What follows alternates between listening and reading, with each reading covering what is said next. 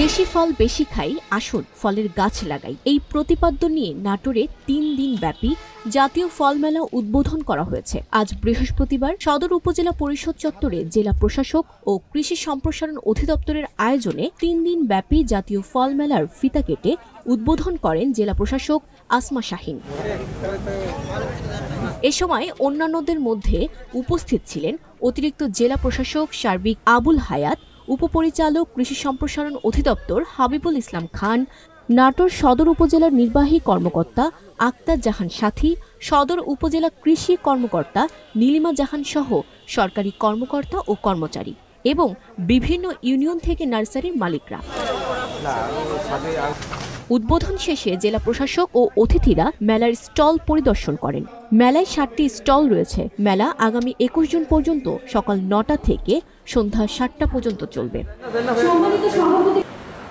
নাটোরের সংবাদদাতা মোহাম্মদ জালাল উদ্দিনের তথ্য ও ভিডিও চিত্রে ডেস্ক রিপোর্ট।